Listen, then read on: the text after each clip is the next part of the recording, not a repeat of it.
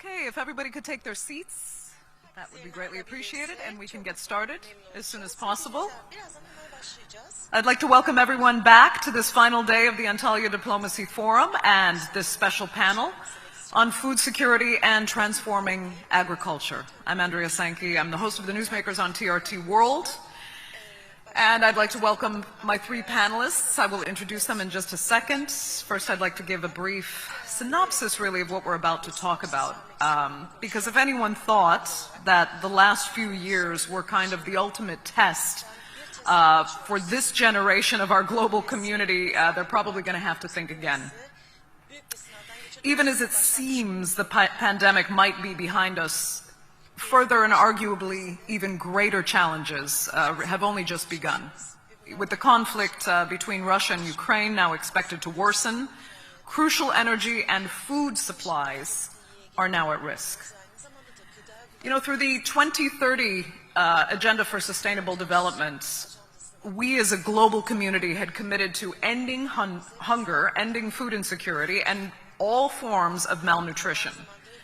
That goal of zero hunger, as you know, though, suffered a huge setback with the COVID-19 pandemic, and now there are grave concerns over how food supplies are going to be affected by this conflict in Ukraine. Ukraine is, of course, one of the world's biggest grain exporters, and it's looking increasingly likely that it will not be able to harvest its wheat crop this year. Plus, of course, the climate change issue. Extreme weather conditions are affecting agricultural production around the world, and its severity and its unpredictability could mean numerous disruptions to food production and to food distribution. So, how can we better deal with the challenges to our global food supply chain? Are there ways actually to preempt disruptions? Could perhaps digitalization and technology offer solutions and a way to engineer our way out of potential famine, as we did in agricultural revolutions before? And if we don't find a way, what will be the consequences? Well, let's see if we can answer some of those challenging questions. So here with me now to discuss food security and transforming agriculture, we have Fikrim Damka. He is the Minister of Regional Development of the Republic of Kosovo. Salman, is a warm welcome. Salman Al-Farisi is the Secretary General of the Indian Ocean Rim Association. And Dr. David Musabayana is the Deputy Minister of Foreign Affairs and International Trade of Zimbabwe. So great to have all three of you with us. And now the three of you are from entirely different regions of the world. But each of you has been carefully considering the challenges to your population's food security. So let's start with that. Tell us what you're up against right now, and we'll start with Kosovo. What you're up against in trying to ensure that your citizens are food secure. Thank you, Mrs. Andrea. Teşekkür ederim. Konuşmama Türkçe devam edeceğim. Tabii gıda güvenliği veya tarımda dijital dönüşüme yönelik şu anda sadece Avrupa'nın değil ama dünyanın gündemine oturmuş ve çözülmesi gereken en önemli konulardan bir tanesi. Bunun çözülmesi için tabii ki adım atacak olan gelişmiş ülkeler olacaktır. Bir tanım var. Şöyle dünya 1996'da yapılan bir dünya forumu, gıda forumunda şöyle diyor. Gıda güvenliği tüm insanların aktif ve sağlıklı bir yaşam için beslenme ihtiyaçlarını ve beslenme tercihlerini karşılayan yeterli, güvenli ve besleyici gıdaya her zaman, bunun altını çizmek istiyorum, fiziksel ve ekonomik erişimi olduğunda ortaya çıkar. Yani bu tanımda şu en önemli husus bence. Fiziksel ve ekonomik erişim. Bu iki kelime aslında dünyada gıda güvenliği veya gıdadaki erişim noktasının önemli olduğunu ve bunu 96'da tanımlıyorlar ve hala günümüzde 2022'deyiz. Hala gıdadaki, dünyadaki erişim konusunu hem fiziksel olarak hem de ekonomik olarak ulaşamadığımızı görüyorum. Yani bunu pandemide de gördük. Ama pandemiden önce iklim değişiklikleri, çevre kirlilikleri vesaire etki ettiği bir gıdadaki bir güvensizlik var. Gıdadaki hem güvensizlik ama benim düşünceme göre belki dünyada öncelik olarak ki 96'da bunu tanımlamışlar ama ulaşımı fiziksel olarak gıdaya ulaşma imkanımız var mı? Varsa da ekonomik olarak alım gücümüz nerede? Yani belki buna odaklanmamız gerekiyor. Bugün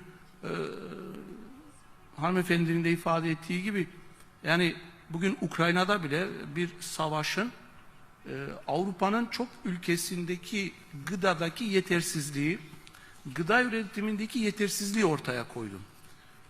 2 yıldır Covid'le mücadele ederken de gıdadaki eksikliklerin veya her ülke kendi kapasiteleri içerisine aldığında, kapattığında gelişmemiş olan ülkelerdeki sıkıntılar hemen ortaya çıktı, ortaya beliriverdi.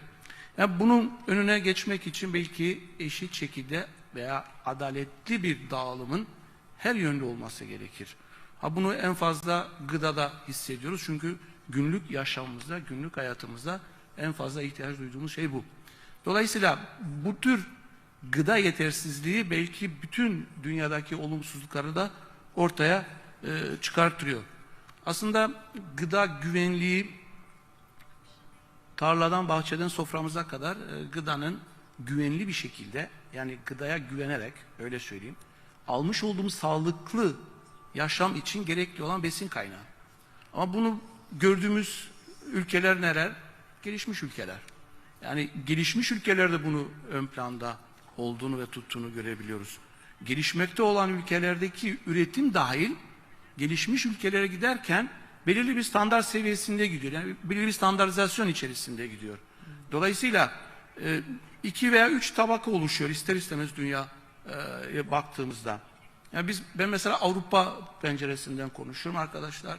Değişik kıtalar için konuşacak ama Avrupa'da bile, Avrupa içerisindeki bile, yani Kosova veya Balkanlar ülkelerine baktığımızda bile hala gıda güvenliğinde bir sıkıntı yaşadığımızı görüyorum.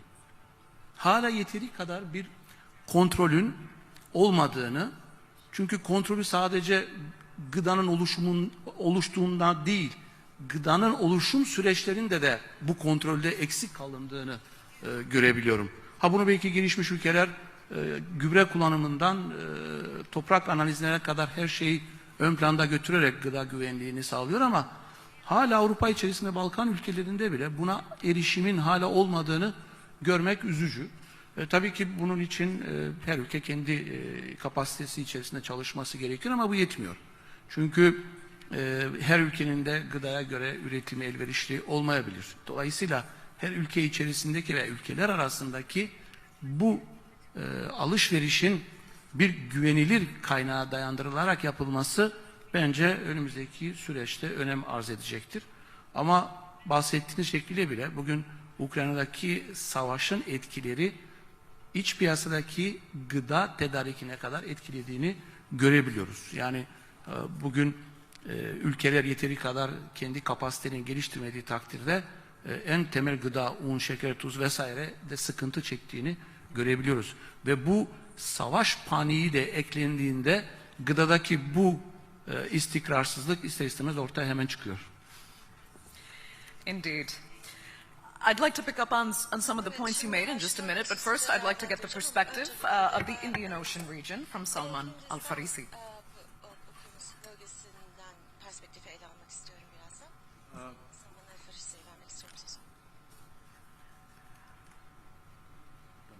Give it a try. I'm seeing a green light flashing. We might have to have a technical. Yes, there we now. go. Sounds good. Thank you very much, Andrea. I think thank you very much also to Minister Damka, who has eloquently spoke some views that I think most of them I can agree on. But you know, I agree with the need for the accessibility and affordability of the food. I think it's very important.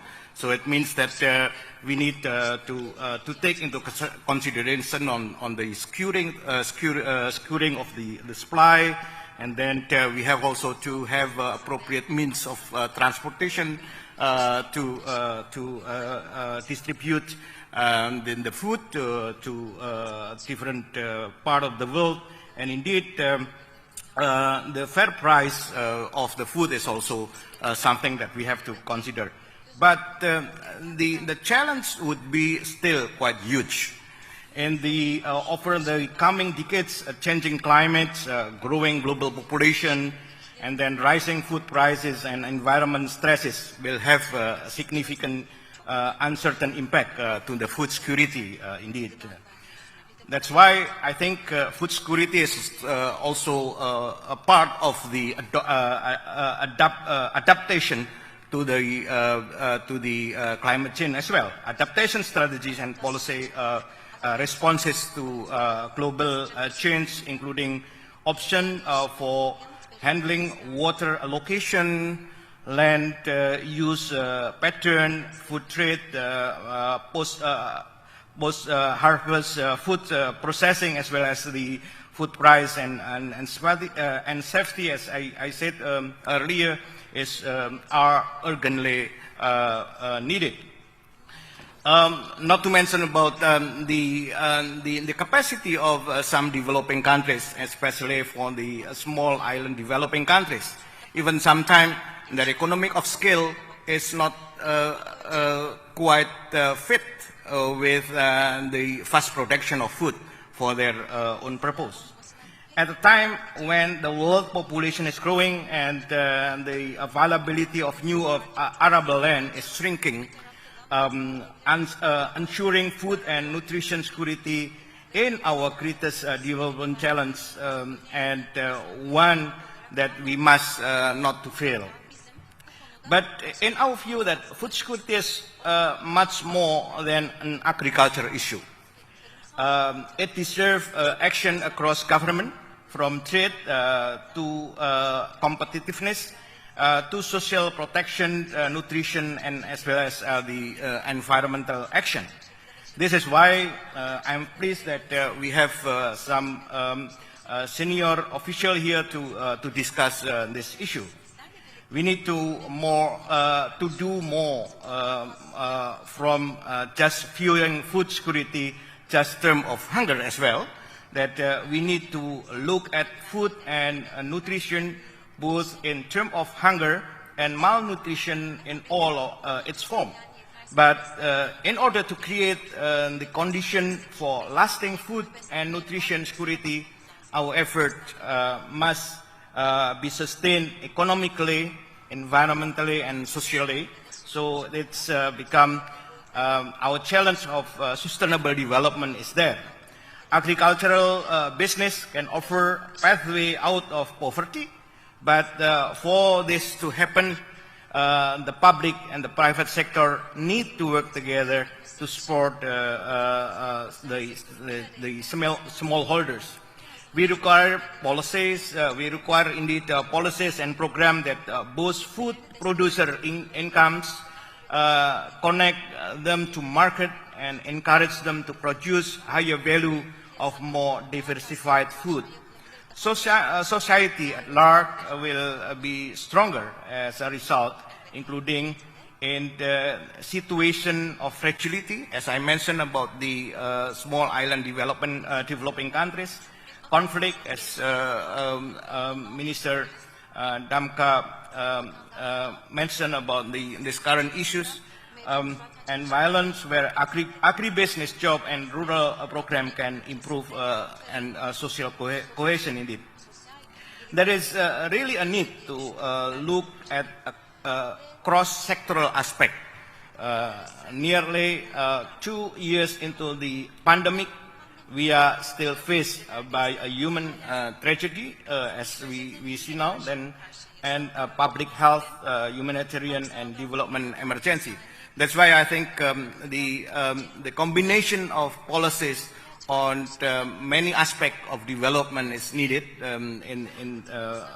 today, so we can have secured what we need in terms of the food supply, not really in the near future, but also in the long run. I think I will stop here, and then maybe we can discuss further. Okay. Again, points I'd like to pick up on there, but first let's get the perspective from Southern Africa, and the minister from Zimbabwe, David Musabayana, joins us. Thank you, Andrea. I will preface my discussions with the contemporary motto of the President of Turkey, where he said, "The world is bigger than 5." And my question is, does this only apply to the United Nations? Or we can also take it back home or into our continents and say, is there equal distribution of power, equal access to resources, equal distribution of income? Because as long as there is over-concentration of resources, power, or access to the means of production to the few, then our systems will never be sustainable. So, from a national perspective, as Zimbabwe, our government realized that, or our ruling party realized that, ZANU-PF, and they engaged or embarked on a land reform program where it ensured that the majority of the citizenry, the majority of the rural poor have access to land. This reversed the situation where, from a point where 5% of the population paid 95% of the taxes, which implied that the economy was owned by less than 5% of the population. Now we have an even distribution of access to the means of production. So this has transformed an economy which was food insecure over the years to an economy which is now into surplus. But before I zero in on that, I also want to point out that what I've seen with COVID in terms of decimating the global value chains and also the current disruptions that we foresee or are seeing in Russia and Ukraine food value chains is only an expose of how weak our global value chains are. It's the weakest link that has snapped. And what do we need to do? We need to focus on global or value chains that are resilient, sustainable, futuristic, and also that are feasible. Meaning also to say, even the proponents of globalization or specialization, our economists over the years, who have proved that specialization is sustainable, it works, have been challenged. Because in Africa, at the height and peak of COVID-19, we realized that because of our weak infrastructure, roads, and air network, it was difficult to get food, almost impossible, and food prices skyrocketed. So what is the answer? The answer is governments have to balance, have to ensure that we have diversity in terms of production. We're also saving for the rain day. As I work to close my discussion, it is also important for governments to empower its citizenry. Like in Zimbabwe, we've realized that our youths and our women were marginalized. They were secluded from the mainstream economy. So the government of President Idi Mnangagwa has set up a bank specifically for the youth, the Empowerment Bank, to ensure that our youths who are graduating from colleges and higher and tertiary institutions get access to loans and have startups. The President has also ensured that within the past 2 years, every higher and tertiary institution has an innovation hub so that our youth graduate or are incubated into entrepreneurship and they move forward. We have also reformed our education system from a 3.0 that was employee-oriented to an education system 5.0 that is an education system that empowers a child at an early age to realize that they can do their own business, also to understand the value system, the economic system of the world, so that we develop and empower people. Our women were disadvantaged because of the racial system that we used to have. With the government has also set up a bank specifically for the women so that they have easier access and less restrictions when it comes to accessing those loans. And what has happened? The past 2 years, we have had a glut in our country. Last year alone, we had 2.7 million tons of grains. But 2 years back, we were food insufficient. This year, as if our president had prophesied that we are going to have such conflicts that would disrupt global value chains, the president embarked on a value government and private sector partnership where banks were guaranteed or given guarantees to fund value chain for wheat production. We used to import 80% of our wheat from Ukraine, Russia, and Argentina. But this last season, we have more than 200 metric tons of wheat, and we are self-sufficient for this year. So I think government has to move in to create an enabling environment and crowd in private sector so that economies are self-sustainable. However, as a government, we have had serious challenges which were underpinned by Alena Dohan, UN Special Envoy on unilateral cohesive measures. We have realized that Zimbabwe's economy is under serious stress because of many challenges where some Western countries have imposed illegal sanctions on Zimbabwe because we redistributed land, which was a mere implementation of Lancaster House Conference of 21st December 1979.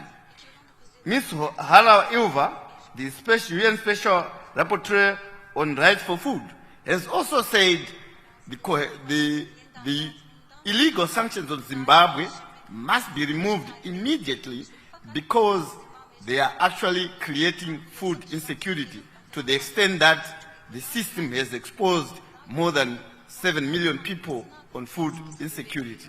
So I believe we need to have a system-thinking approach to the issue of food security to come up with a transformative agenda which should not just end as blueprints, but we must be action-oriented as government to ensure that we are food secure. Okay. Thank you. Thank you so much. Needless to say, Zimbabwe really has taken a unique path in looking to shore up its food security. But I have to say, and I don't want to overstate this, there seems to be some contradictions in perspectives according to different regions.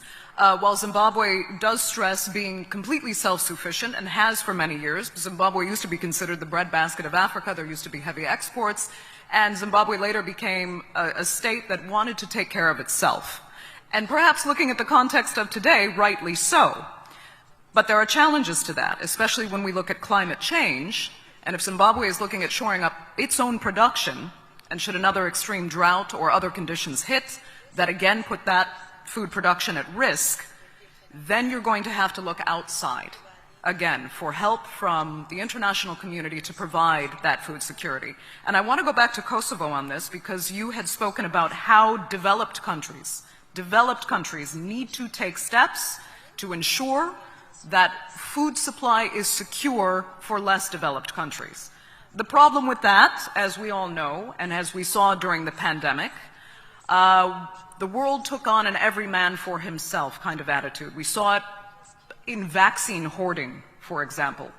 And I think that might be our fear moving forward, is that when it comes to food security issues, and when it comes to crunch time, should these conflicts persist between Russia and Ukraine, for example, climate change takes an even heavier toll than it has already, what will countries like Kosovo have to do to preempt any food security potential disasters and have to innovate to make sure that your population is taken care of when nobody else will want to help their counterparts?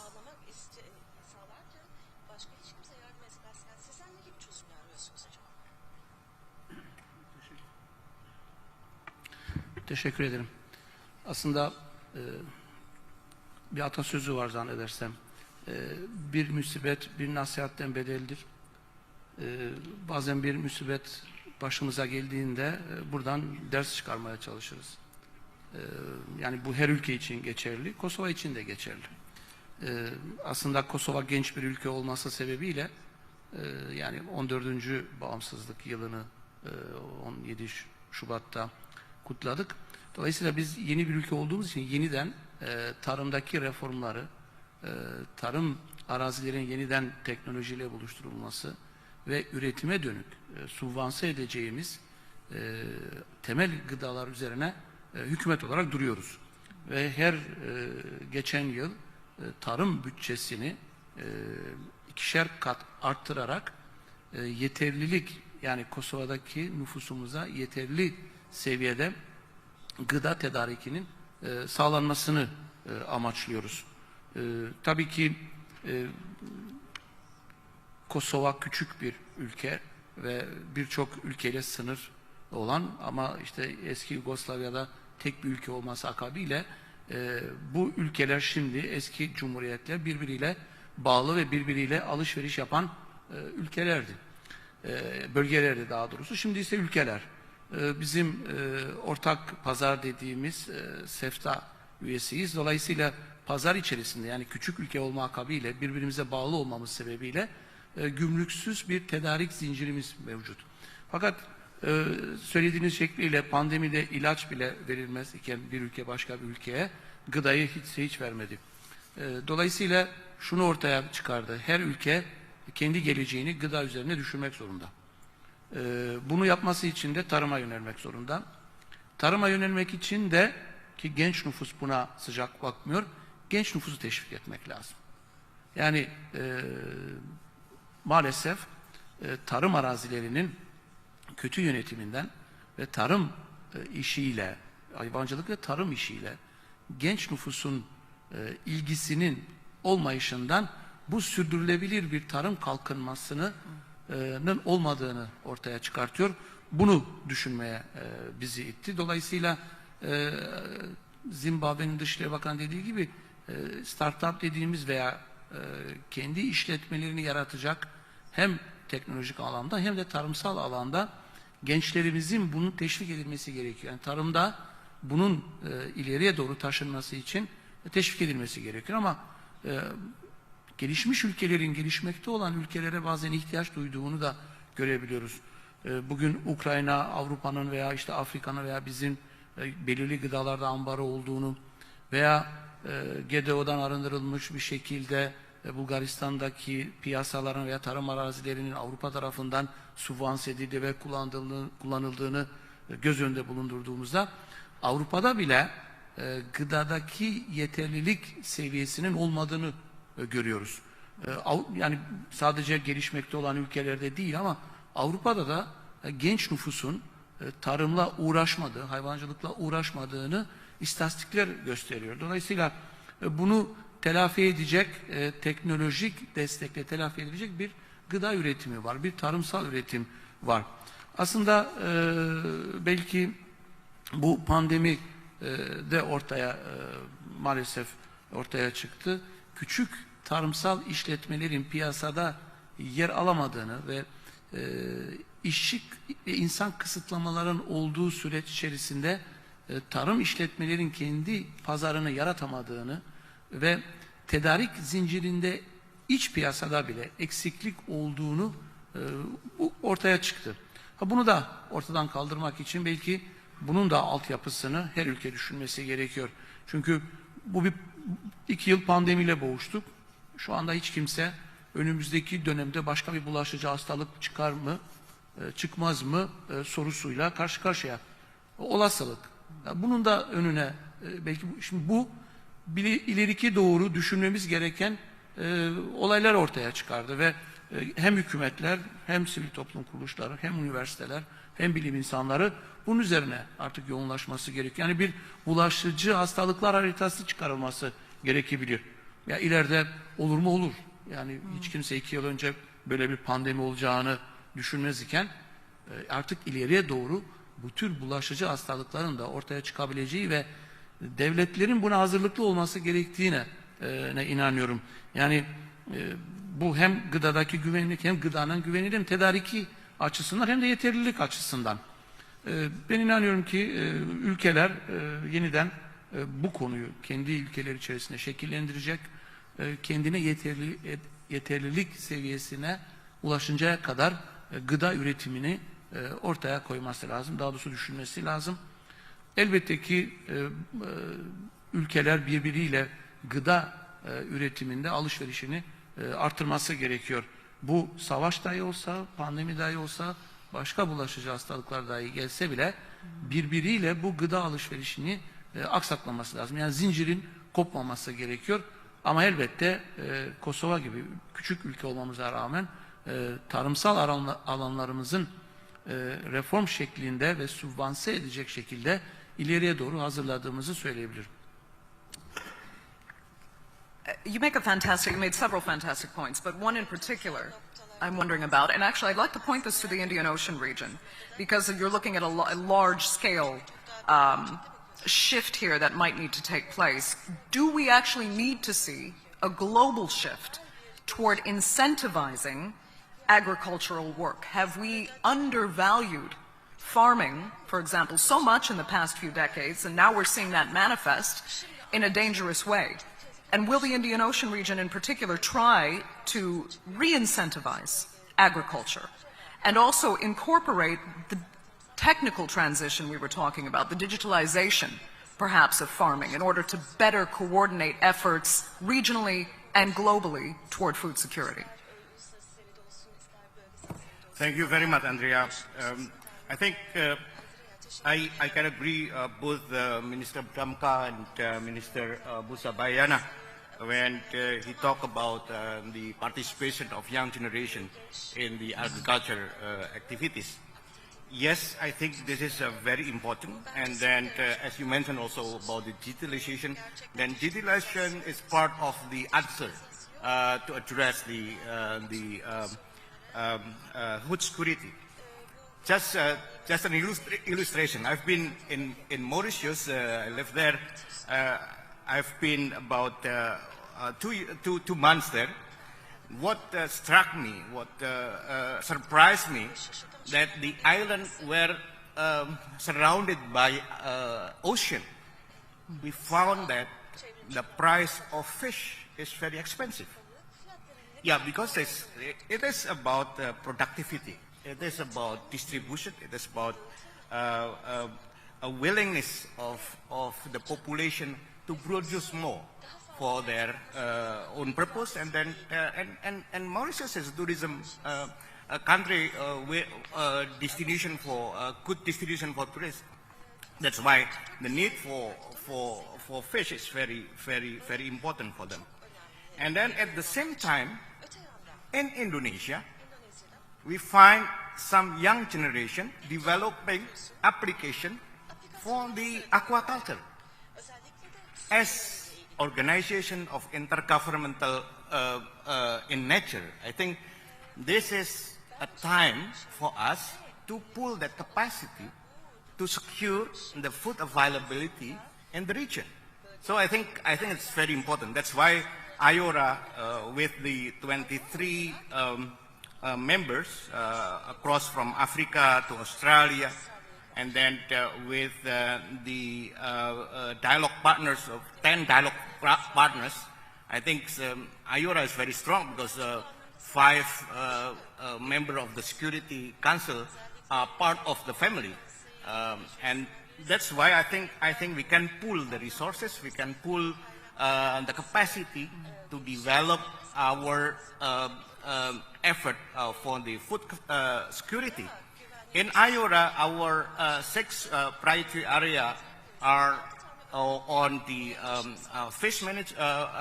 fisheries management. We also talk about the trade and investment. So trade facilitation is very important. I think the 2 ministers also talk about that.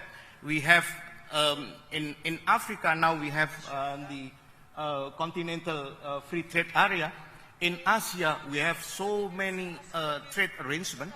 If we can not maybe combine, because technically maybe very difficult, but we can have the synergy of that trade arrangement, then we can facilitate something which is important for the region, I believe. And then we have also talking about the marine safety and security, because we need the means of transportation for the food to come to the population in need of that food indeed. So that's all that we can do as an organization. Indeed, we can facilitate that kind of cooperation. Thank you very much, Andrea. Okay. Minister Musabayana, I'd like to come back to some of the points you made. I mean, Zimbabwe is a country that I must say, unlike many others, holds its land very dear. I'm not sure you're going to face the same challenges as other countries in a youth population that is not interested in farming. Because Zimbabweans do, from my experience, do truly love their land, and they value farming in a way many of their counterparts do not. Still, though, you know, in dealing with instability caused by various factors over the past decades, Zimbabwe has had to manage sometimes very drastic cuts in food production. So I'd like you to tell us how that has been handled. And have you been overall satisfied with Zimbabwe's food security management? Have you learned perhaps some lessons that you'll be able to apply in the future? And, you know, what kind of further innovation would you like to see now to make sure that Zimbabwe can be self-sufficient in times of crisis, not just from the outside in, but with climate change domestically? Thank you, Andreas. I'm glad you have actually raised a question which is one of the contemporary issues on debate in Zimbabwe. In Zimbabwe, like you rightly said, we hold our land dearly, and we've gone through a very successful land reform. So what we've done is we've realized that land does not continue to expand. The population is expanding. Like I've said, by 2050, the globe will be about 10 billion people. And the system that we currently have may not be able to sustain it. So as Zimbabwe, we've realized that what we need to move on to now is efficiency and effectiveness in the management of land. So we have marshaled resources and also ensure that our young population, our youth and our women who are closer to the land have an orientation of understanding the economics of land. So what I've done is, instead of fighting social media, instead of fighting ICT, we have underlined the opportunities offered by social media, or I said ICT, the big data and the algorithms that comes with it. We have ensured that our young people ride on it. So we are now using the bulk SMS to disseminate information to our peasant farmers, our rural farmers, so that they know, or they work with the full consciousness of what's going to happen in terms of the weather. They also have technical know-how and assistance through the SMSs. We actually have our extension workers now using social media to disseminate, to educate, and to publish or advertise or promote or create advocates for certain practices of farming. The latest one that we've been promoting is Pumbuza, is climate proofing method of farming where you use mulching and other scientific methods to work and be able to harvest with very minimal rainfall. That has worked very well. The issue of efficiency, post-harvest losses. We've also realized that we had challenges with harvesting and post-harvest losses, and we've used technology and dissemination of information through ICT so that our farmers are fully conscious. And also the general efficiency in the consumption of food is also important. I know the President Xi Jinping of China launched the empty plate operation, which ensured that people don't waste food. In Zimbabwe, we are doing the same, but we are doing it through advocacy and writing on social media. In Zimbabwe, our youth are also very hungry for land. And the government, through our President Idi Mnangagwa, has launched the farms where we have, every province has been given a farm, where the youth come together, work together, they are incubated, they are trained on how to farm effectively. So it's a process where you walk through the entrepreneurial farmer so that they get to understand how to farm. So it has also worked very well. So largely, we are working on climate proofing.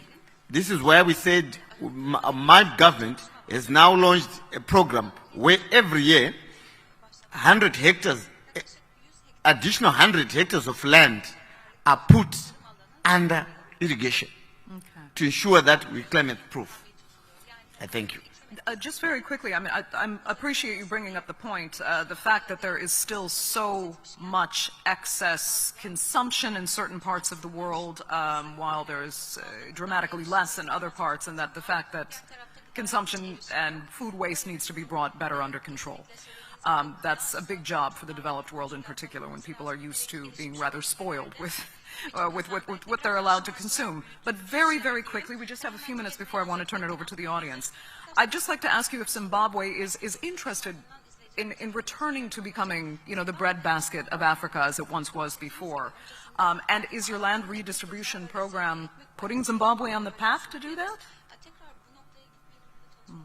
Thank you, Andreas.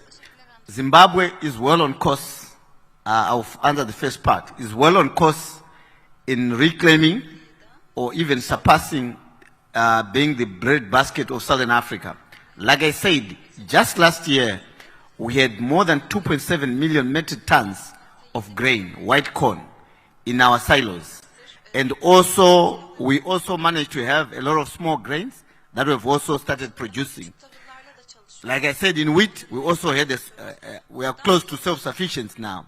Meaning to say, with a cumulative effect, the next 2-3 seasons, all things being equal, we should be able to start to export grain. It's just that this year, we're working on our strategic grain.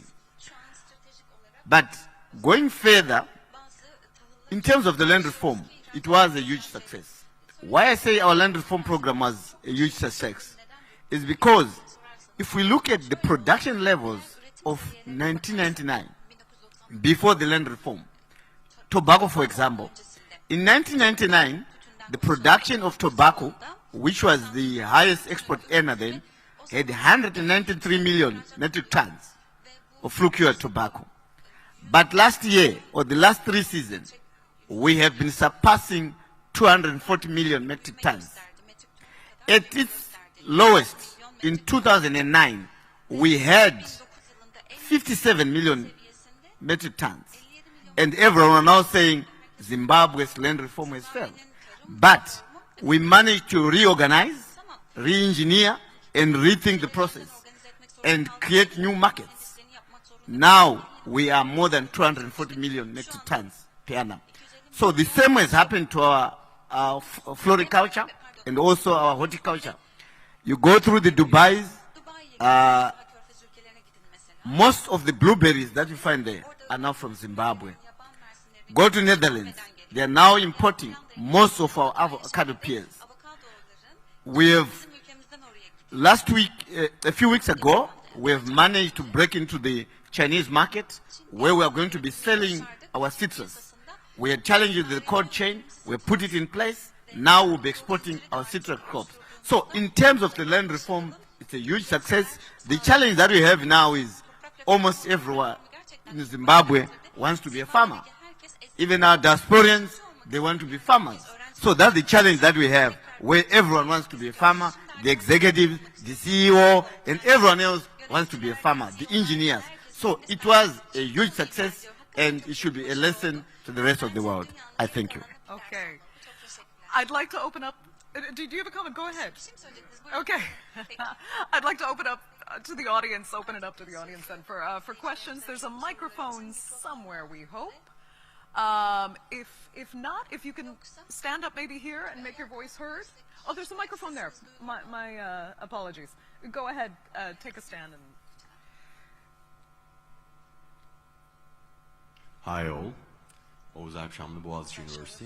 I'd like to ask my question in Turkish to Mr. Damka.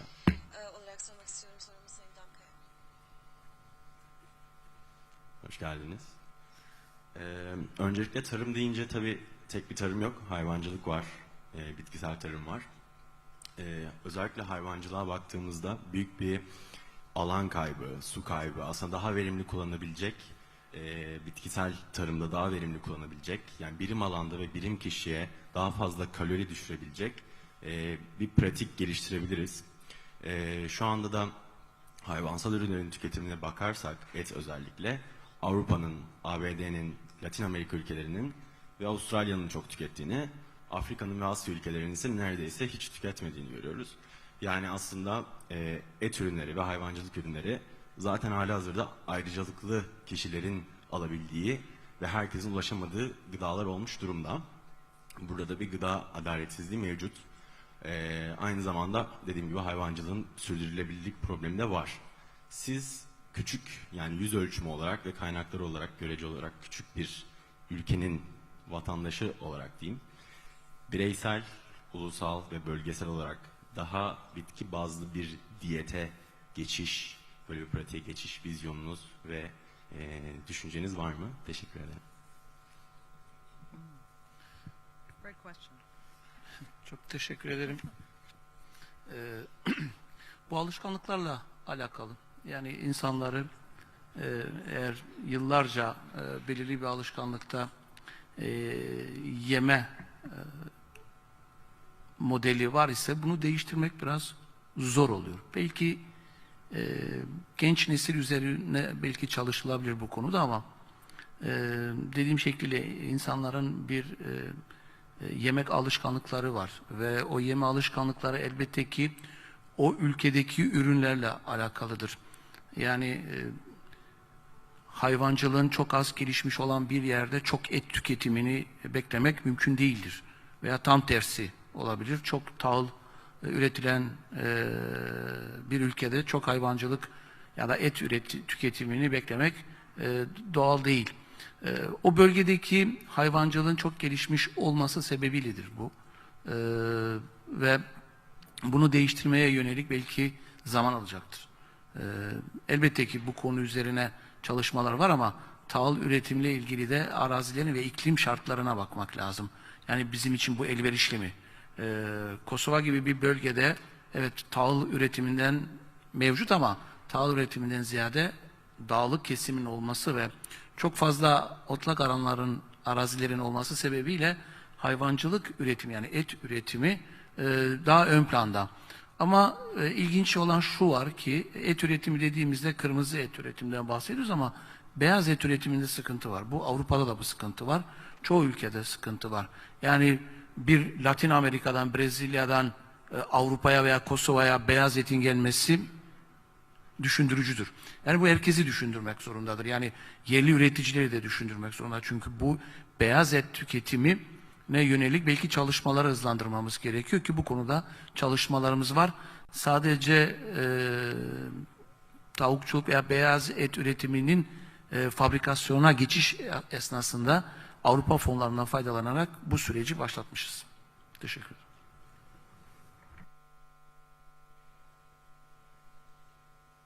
My apologies. Next question. Walk on up to the microphone, and we'll take people one at a time. So you can speed up there as eager as you might be, and we'll try to get everyone's questions in.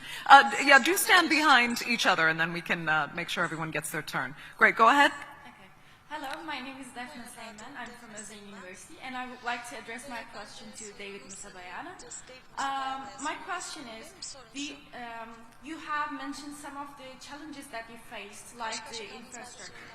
And I wonder, do you believe that it is also the rest of the world's responsibility to help such countries to develop their infrastructure and make the food secure? Or would you consider such an aid as intervention, and would you consider it as a form of imperialism? Thank you. Thank you.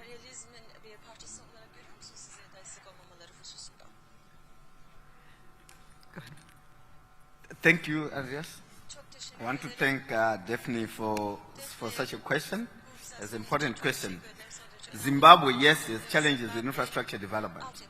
And the challenge to its infrastructure development has been largely to do with the economic sanctions that have been illegal and unreasonable that have been imposed on Zimbabwe. To the extent that these sanctions are just like any other foreign invasion that has happened the world over, where another nation is being aggressive on us, or other nations are being aggressive on us. What has happened is that Zimbabwe has been blocked for almost a quarter of a century. We have been blocked from accessing international capital, credit lines. We have no access to the World Bank or any other forums where we can get money for infrastructure development. Only just last year is when the IMF started coming up and gave us SDRs to the tune of $1 billion. So over the years, we've never had any access or assistance from other countries or from those institutions that normally assist in infrastructure development. But as a government, my president's motto is, or philosophy is, Zimbabwe is open for business. And we are engaging the rest of the world in his policy of engagement and re-engagement, where we are reaching out, even those nations that have imposed illegal sanctions on Zimbabwe. We have created a platform for dialogue so that we start to have access to infrastructure. The infrastructure that we have challenged with is energy and power infrastructure, because the hydroelectric power that we use is affected or is vulnerable to the vagaries of weather. When we have weather challenges in the north of our country, then we don't have enough generation capacity for our electricity. We have the Wange Thermal Power Station, the major producer of our power. It's got 8 furnaces, and most of them have passed their economic life. But because of economic sanctions, we have not been able to put up new infrastructure. So Zimbabwe is open for business. We don't take it as imperialism for other countries to come or bring in capital, whether it's grants or as loans or as DOTs or BOOTs or any other form of partnership. So we are open for business, and we can accept any form of partnership in infrastructure development. I submit. Okay, next question. My question was directed to the Kırım'daki, and I'm going to speak in Turkish. Ben Fatma Yaraşçı, Antalya Bilim Üniversitesi'nden geliyorum. Siyaset bilimi, uluslararası ilişkiler ve hukuk bölümü okuyorum. Ama bir çiftçi olarak sorumu yöneltmek istiyorum. Gelişmemiş ve gelişmekte olan ülkelerin piyasada yer almak için tekelleşen tohum standartına uymaları gerekiyor söylediğiniz gibi. Ancak bu ithal tohumlar hem bitki hem de hayvan sektörü için konuşuyorum. İlacı ve gübresinin de alınması gereken tohumlar. Yani hastalanmayan tohum yok ithal olduğunda. Bu bir gerçek ve gelişmiş ülkelerin gıdasına ve ilaç sektörüne bağlı kalıyoruz. Gelişmemiş ve gelişmekte olan ülke olarak. Buna hem devlet gözünden hem de gençlerin teşviki açısından nasıl bir çözümle hareket etmek gerekir alternatif olarak bunu sormak istiyorum.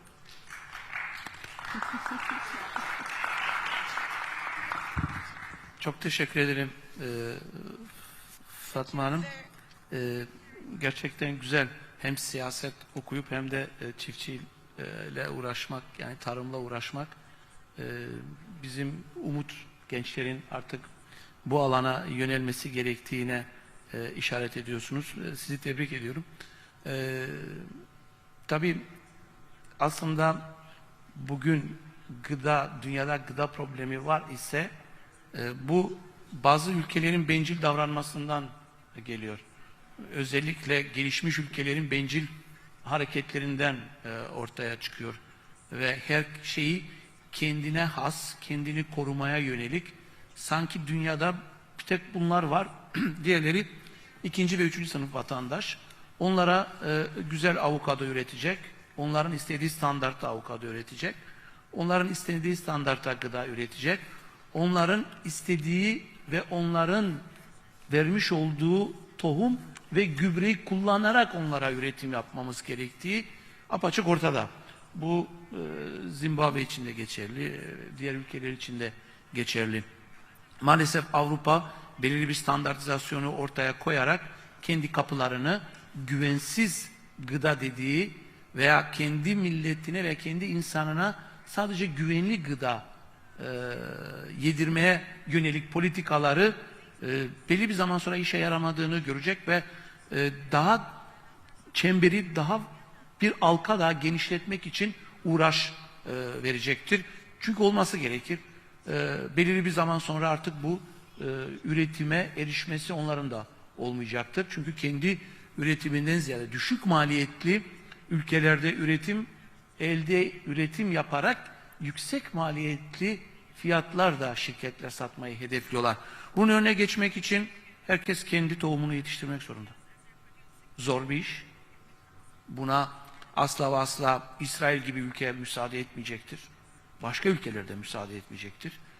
Bugün herhangi bir domates tohumunu almaya kalksanız inanın 1 kilo altından daha pahalı. Çok daha pahalı ve bir kere üretiyorsunuz. Bir kere kullanabiliyorsunuz. Bunu bir kez daha tohum geliştirmek, kendinizin bunu geliştirmeniz imkansız. Öyle geliştirmiş ki sadece tek bir seferlik kullanabiliyorsunuz. Bunu iyi, kaliteli bir ürün elde etmen için de yine aynı ülkenin veya gelişmiş ülkelerin de ilacını kullanmak zorundasınız. Aksi takdirde tohum bir işe yaramıyor. Yani bu sektör aslında biz fiiliyatta ülkeleri fiziksel olarak işgal etmese de yani bir tür sömürgecilik var aslında. Yani bu gıdada da var, her alanda da var. Yani kendini bir set çıkararak onun istediği şekilde hareket etmek zorundasın. Aksi takdirde sen de domates yemeyeceksin. Yapmamız gereken, eminim ki Türkiye bunu yapıyor ama bizlerin de yapmamız gereken kendi tohumumuzu geliştirmemiz gerekiyor. Kendi gübremizi de geliştirmemiz gerekiyor. Ne zamana kadar? Hızlı hareket etmemiz gerekiyor. Çünkü toprak zaten zehirleniyor. Toprak bu gübreye alıştıktan sonra sen istediğin kadar tohum yetiştir, istediğin kadar gübre yetiştir, verim alamayacaksın. Verim almadığın yerde zaten geleceği de yok. Teşekkür ederim.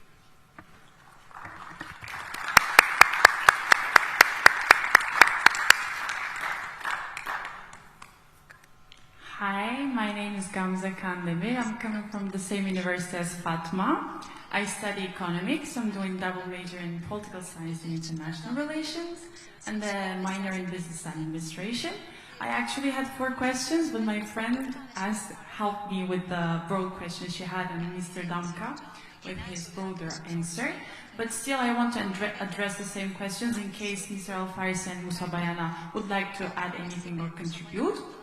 My first 2 questions were about the injustice measures of World Trade Organization and the non-inclusiveness of agricultural products and the non-tariff barriers, as you mentioned, Mr. Damka, that the developed countries are putting in just for circumventing the agricultural, the countries that are mainly generating their GDP from agricultural products to have such non-tariff barrier clashes or challenges. And the second question was about the monopolization in the field of seed and fertilizers, chemicals of agriculture. So even after the Green Revolution, we saw that after mass production and unconscious production, our soils have been, as you said, poisoned. Because even from the case of my mom's village, there was an American investor in the year of 90s who came just with the fertilizers, and unconsciously, because the farmers were also unconscious, so he just stayed there for 2 years and he invested. He just cultivated potatoes in bulk and then left the village. So thank you for the broad answer you gave, and you touched upon this problem. My other 2 questions were... you know what, your questions are going to have to be the last. We're already over time. So if we can let the minister answer your first 2 questions, and we'll see where we go. Go ahead. Go ahead, Mr. Damka. Okay, sir. To all of you. Thank you very much, Kamsa from Antalya University. I think you just touched on the right time that I think we need the WTO to be more fair, especially when we see some small island developing countries. Sometimes they are not. This is not about production, but sometimes it is about the capacity or on the how to manage the economic capacity related to the economic scale. When they have a very small arable lands, and then they have a very small capacity of intensifying their product, then that is the problem. So, but at the same time, there are some tariff on many things which I think we need to be fair.